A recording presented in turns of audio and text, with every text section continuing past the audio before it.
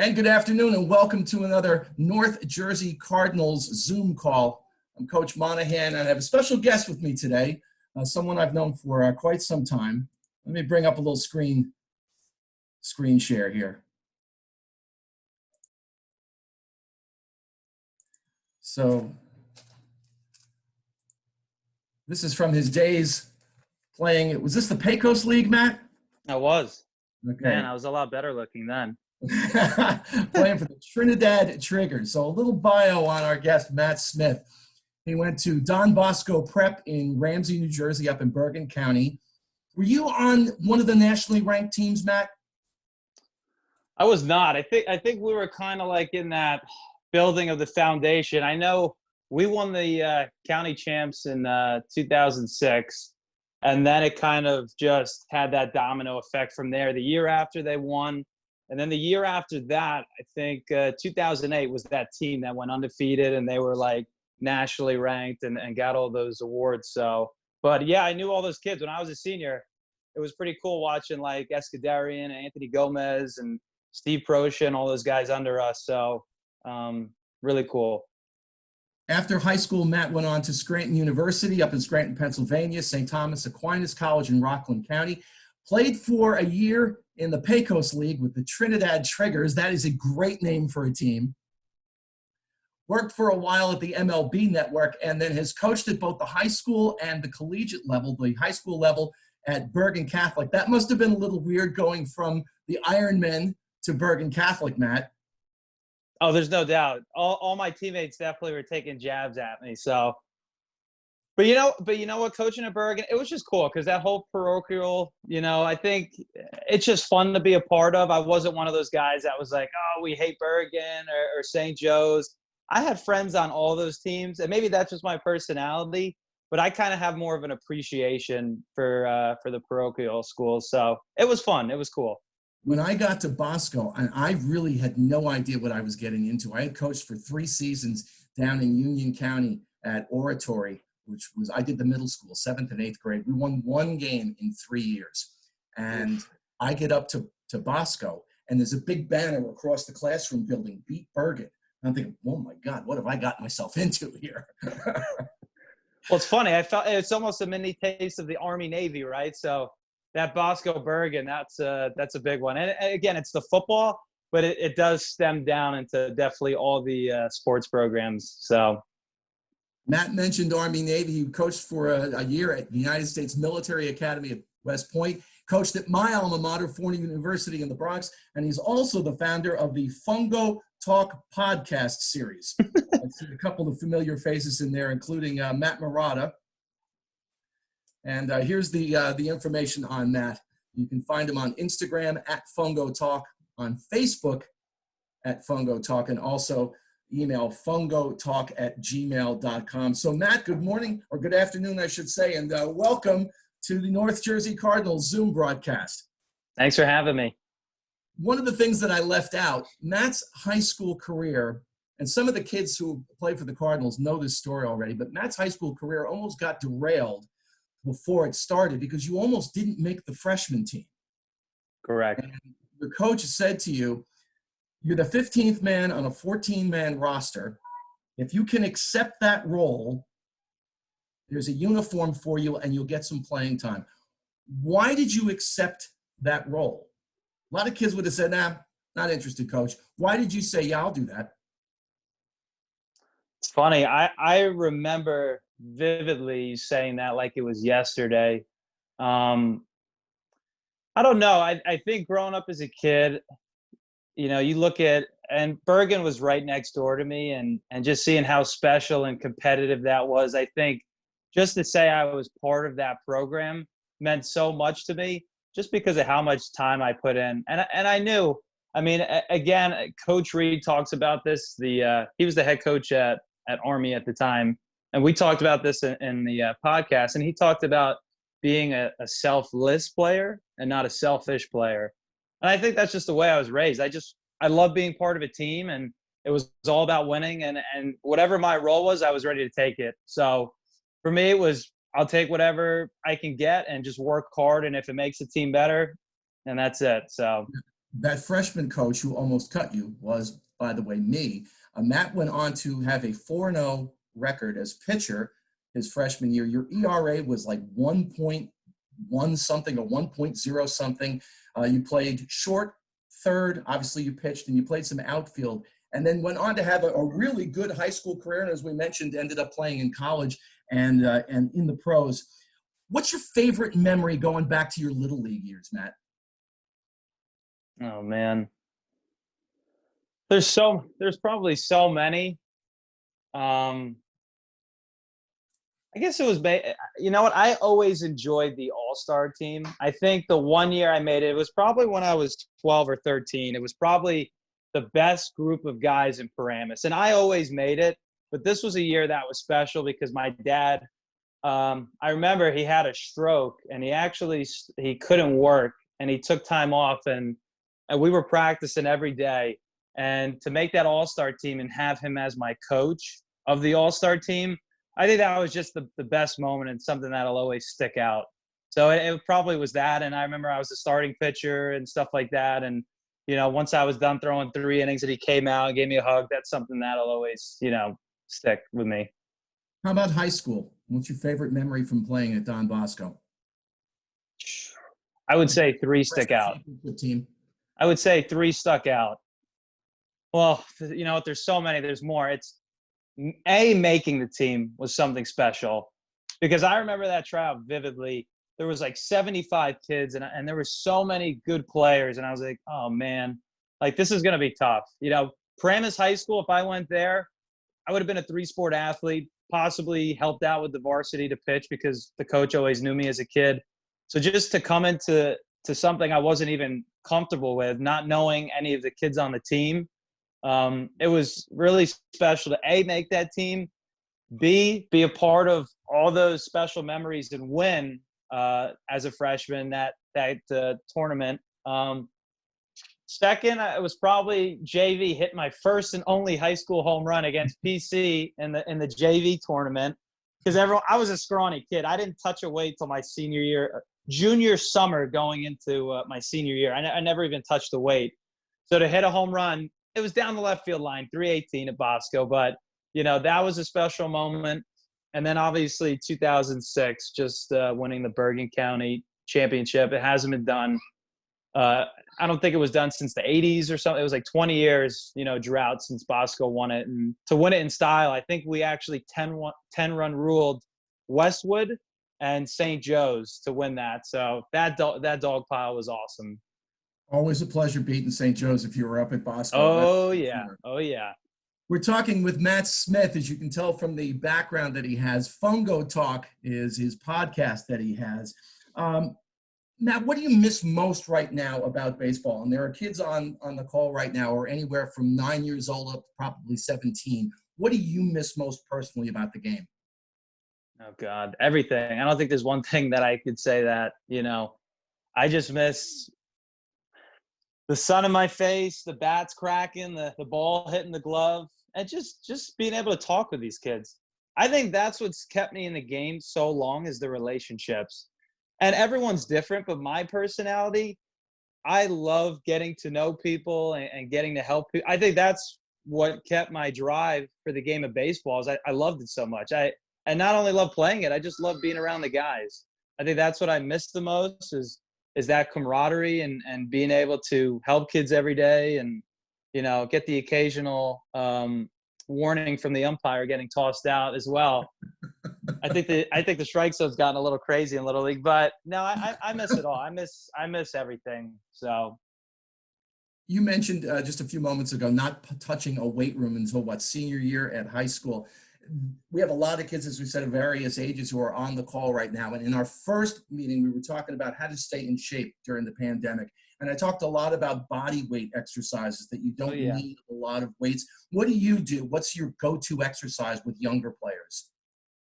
You have something particular, whether it's crunches or? Yeah, no. Well, I tell these guys the biggest things is your core, your legs, your shoulders, and probably your forearms and your wrist, right? I like to tell these guys, especially, it depends on the age. I think starting maybe around 10. And again, if you're an 8-year-old and you're physically strong, you could handle it. But I love grabbing the baseball bat and doing the wrist, the forearm stuff. You know, you could be watching TV and just pumping that out. I love doing just split squats, regular squats, lunges. The ladder is great, I think, for your footwork. For core, I think the med ball throws are great. I actually bought med balls during this whole pandemic. So you know what? We'll do a little MTV Cribs. I'm going to take you guys into my – look, you're getting a special – let's see. Wait a second. I think I need to take my virtual background off. Only the parents are going to get the MTV Cribs, by the way. So I built my own pull-up bar at my house. I stuck a 2x4, and I got my TRX bands. This is a great thing to do, TRX bands. I built my own PT band. So I took these 2x4s, I drilled them into the wall. I bought a used treadmill for like $50. Got my foam roller. Every kid should have a foam roller. Got my uncle's weight set that he didn't want. Got my tee down here. These are my med balls. Again, these things are great. I bought this online. They're like Onnit clubs. So what I like to do is like you can do stuff like this. And this is great for like your wrists and your forearms. And again, you could do that with a baseball bat. But again, you know what? Like people are like, oh, I can't do anything. And I cleaned this whole garage out during this pandemic and kind of turned it into my weight room. So ever since high school, I've always just fallen in love with working out. So I mentioned that we have kids of a variety of ages and sizes on the call right now. For those kids who haven't quite reached puberty yet, and you know they're going into that 7th, 8th, 9th grade, what's your advice to those kids, the ones who haven't quite gotten there yet? Play multiple sports. Do it all. Throw the football around. Wrestle your dad. Go out and hit the hockey stick. I mean, I wrestled. I played basketball. I played football until Bosco. I got cut. Bosco basketball was tough. I did football for 2 years there. But I mean, as a kid, I did it all, and I think that helped my athleticism a lot. And just mental toughness too. When you wrestle and you play, you know, football, I think that challenges you in a different way. And not saying you have to do it, but I think just to go outside and work different muscles is great. You know, play a pickup basketball game or whatever, or even just go outside and just like go on the tree set and stuff like that. You know, I just built a little tree house for my little guy. You know, just for him to go out there and do stuff is great. So I know that the advancements in video games has definitely stepped up, which makes it harder. When I was a kid, we had like the Sega and PS was just coming out, but you know, I know now it could, you know, this Fortnite pandemic, this is like the Fortnite pandemic, but yeah, I think just multiple sports is good. I will say one thing about video games. There is a hand-eye coordination thing involved with that. So if you can temper the amount of time that you are spending on Fortnite and things like that, there is an advantage. You can gain some of that. I know the Red Sox, when they scout a kid, they have this video game style thing that they work with kids on, and you know, high school, coming out of high school and college, and it's all based on reaction time, how quickly you can move based on what it is that's up on the screen. I've actually watched it done. Ray Fagnet from Connecticut. Oh wow! I watched him put a kid through this, and I'm like, wow. You know what I thought was pretty funny was the Wii. I guess that the Wii Sports where you could have the controller. I saw on some baseball Instagram thing, the guy wrapped the controller around his bat, and when the pitch was coming, he's actually swinging his bat. So I thought that was pretty funny. Until the controller flies off and goes through the television. But yeah, that might be a little hard to explain to mom and dad. Yeah. Tell us about Fungo Talk. I know you've spoken with a number of different college coaches. What's your goal with that, Matt? It was funny. I think just during this whole time, I was so bored, and my wife was like, why don't you just do something or whatever? And I was like, oh, I don't know what to do to keep me busy. You know, there's only so much I could do. And it was funny. As a kid, I always kind of wanted to get into broadcasting and stuff because I would never be quiet. My mom was like, you always talk. So I was like, you know what? Maybe I'll reach out to a few of the college coaches that I know and maybe start a podcast that's good for these kids to just get information. I think that's the best thing about growing up in today's society is there's just so much information that's out there that you could take. When I was growing up, I mean, the internet was like barely going. The modem would take too long, and you're like, I'm done.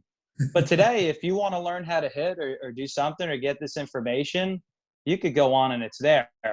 So I figured I'd start this thing, not only to just get information out to the little leaguers and the kids that are thinking about playing at that next level, but also for me to just kind of reconnect with these college guys and, again, go over some of the funny stories we had and stuff like that. So it's been pretty good. And the coaches like it too, because it gives them the opportunity to do stuff, because right now it's dead. So, In speaking with various coaches, what do you think baseball looks like when we finally get it back?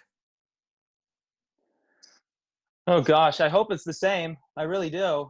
So, but that's the uncertainty of, I don't know, with masks and stuff like that. And, who knows, maybe they take the umpires out and make an automated strike zone and stuff now. And I don't know. Again, my wife works for the MLB network and they don't even know what the deal is. I think there's just so much uncertainty until they figure this thing out, which is the worst part about it, is we're playing this waiting game. But hopefully it stays the same. That's all I know. I don't know if you've had a chance to watch any of the Korean baseball, and a lot of the kids probably haven't because the games are on in the middle of the night. I get to see, going to work at the radio station in the morning, we get to see the middle to end innings of a few games at 5:30 in the morning. It's it looks like baseball, but there's obviously no fans. Yeah. And it's very quiet, but I don't know if that's what we're going to get when it comes back here, if it comes back here in the United States. And I know, in fact, we have a question in the chat from Genevieve. When will you make a decision about the summer season? We're really, Genevieve, at the mercy of a number of factors, not the least of which is the state letting us know when certain activities can resume, as well as the various organizations where we're sending our teams in terms of tournaments and things of that nature. So we're keeping our fingers crossed, and hopefully we get baseball back sooner rather than later, but we really have no idea. The decision more or less at this point is out of our hands, unfortunately. Yeah. And I used to work at the network, and I actually reached out to Harold Reynolds, who I'm kind of friends with, and I even got on a call with him, and he said, I said, is there anything going on or whatever? And I think it's just, like you said, we're at the mercy of kind of the government, whether they're going to open it up, because the biggest thing is the lawsuit, right? If we did decide to do something and something happened, now you're liable. So we need to wait for that kind of hierarchy to make that decision. But I don't know, being around the circuit a little bit, I do hear these summer tournaments are going to happen. But again, that's just talk. So I know a number of collegiate leagues have banged their coming 2020 summer season. The ACBL, the Atlantic Collegiate Baseball League, they're still hoping to have a season. I was actually on a call with them a couple of nights ago. So they're hoping to have that. We're not sure about, though, the youth and the high school summer season. We're keeping our fingers crossed that does indeed happen. Yeah. Who's coming up next on Fungo Talk? We got the head coach of Villanova, Kevin Mulvey's coming on Monday. So that should be exciting. So it was funny, actually, when I reached out to him, I didn't know if he remembered me, because I was at Army at the time, and he was just an assistant at Villanova at the time. And we worked a showcase over at RCC, I believe. And it was funny. It was during the time I was going to propose to my wife, and he was thinking about proposing too. And we talked about, when I shot him the text, I was like, hey, it's Matt Smith. I don't know if you remember me from Army. And he was like, yeah, you were going to propose, blah, blah, blah. And it's funny, we're both married now with 2 kids. So that was pretty cool that he remembered me. And that just shows baseball is such a tight, everyone, remembers and stuff like that. So. Again, if you're looking for information, on Instagram at Fungo Talk, on Facebook as well, Fungo Talk. You have a YouTube page too, correct? I believe we do. Correct. Yeah. You're the founder. You're supposed to know these things. Oh my gosh. I just tell people I'm the talent. I talk, and I'll have other people take care of the other stuff. And you can reach out to Matt at fungotalk@gmail.com if you want to send an email. Matt, I cannot thank you enough for coming on with us this afternoon. Some time to spend talking baseball with us here with the North Jersey Cardinals. Oh, of course. Now I could do this all day. Oh, lost me. There you go. There you go. And if any parents or players who want to reach out to me personally, you can use this email address, baseballworkoutzone@gmail.com. You might have a different email address for me. That's this is the one that I use for most of my baseball stuff, baseballworkoutzone@gmail.com. I know I got a request from a number of parents and players last week for the Jaeger band exercises. So if you want that or anything else, please let us know. Hopefully we'll do another one of these next week. Please be safe. Get your workouts in. Matt Smith, thank you again. And go Cardinals.